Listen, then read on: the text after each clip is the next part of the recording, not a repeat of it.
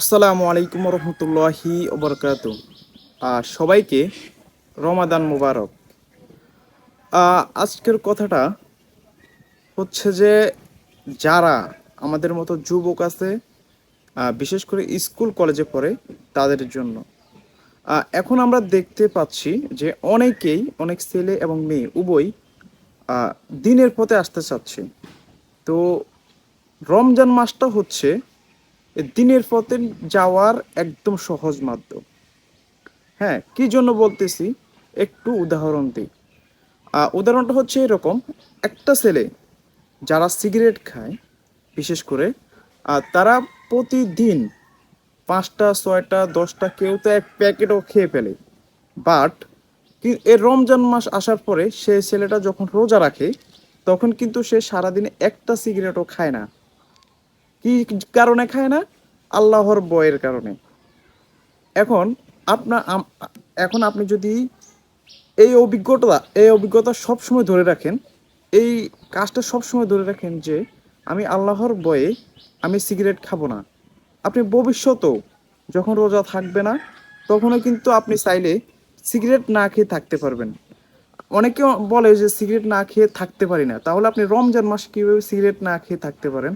এটা কিন্তু জবাব দিবেন ইনশাল্লাহ। আর কথা হচ্ছে যে ধরেন রমজান মাসে আপনি বেশি বেশি ইসলাম সম্পর্কে জানার চেষ্টা করেন। রমজান মাসে তো তেমন কোনো কাজ থাকে না, বেশি বেশি আপনি বই পড়েন, যে হাদিসি বইগুলো বেশি পড়েন, ইসলাম সম্পর্কে জানার চেষ্টা করেন। বিভিন্ন ওয়াজ, বিভিন্ন ভালো হুজুরদের বয়ান শুনেন। হ্যাঁ, কয়েকটা সূরার আয়াত সম্পর্কে জানার চেষ্টা করেন। এটা কিন্তু আপনাকে অনেক গুরুত্বপূর্ণ ব্যাপার, আপনাকে অনেক কাজে দিবে দিনে আসার ফিরে আসার জন্য আর কি। তো এভাবে ছোট ছোট কাজগুলো কিন্তু আপনি রমজানে করতে পারেন। শুরু থেকেই, যেহেতু আজকে প্রথম রমজান, ইনশাল্লাহ আমি প্রত্যেক দিন কিছু না কিছু টিপস দিব আর যুবক ভাইদেরকে, যারা বোন আছেন তাদেরকে, যে এই কাজগুলো আপনি করেন। হ্যাঁ, এই কাজগুলো করলে দেখবেন যে আপনার দিন দিন ইসলাম সম্পর্কে আপনি জানতেছেন। আল্লাহ তাআলা হয়তোবা এই এই উসিলা আপনাকে দিনের পথে ফিরিয়ে আনবেন, অতীতের সকল গুনাহ মাফ করে দিবেন ইনশাআল্লাহ। আর আমরা অনেকে ভাবি যে আমার তো গুনাহ অনেক, আল্লাহ তাআলা কি আমাদেরকে মাফ করবেন কিনা? আল্লাহ তাআলা বলেন যে যদি এক সাগর পরিমাণ গুনাহ হয়, যদি বান্দা খাস নিয়তে তওবা করে, আমি তাদেরকে ক্ষমা করে দেই। সো এই সুযোগটা আমরা হাতছাড়া করব না। আমরা সবাই চেষ্টা করব কি আহ, যতটুকু সম্ভব এই রমজান মাসে নিজেকে দিন সম্পর্কে জানার, ইসলাম সম্পর্কে জানার চেষ্টা করব।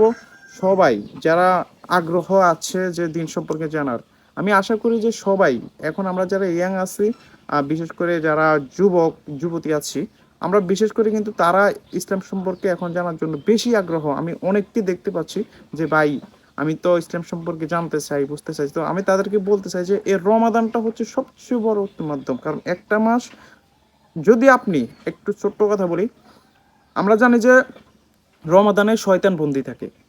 যদি আপনি এই রমাদানও যদি আপনি খারাপ অভ্যাস, খারাপ কোনো কিছু ত্যাগ করতে না পারেন, তাহলে আপনি বুঝে নেবেন যে আপনার অন্তরটা দূষিত হয়ে গেছে, ময়লা হয়ে গেছে। কারণ এতদিন আমরা কি ভাবতাম যে শয়তানের দ্বারা আমরা ক্ষতিগ্রস্ত হচ্ছি, শয়তান আমাদেরকে পরচালনা পালায় বা যে কোনো খারাপ কাজে আমাদেরকে করতে বাধ্য করে। কিন্তু এখন তো শয়তান বন্দি। এখন যদি আপনি শয়তানের কাজ, বা ধরেন আপনি সিগারেট খান, মদ খান, গাঞ্জা খান, হারাম প্রেম করেন, হারাম সম্পর্কে থাকেন, সুদ খান, ঘুষ খান, বিভিন্ন কিছুতে লিপ্ত থাকেন, তাহলে বুঝতে হবে যে আপনি নিজেই একটা শয়তান।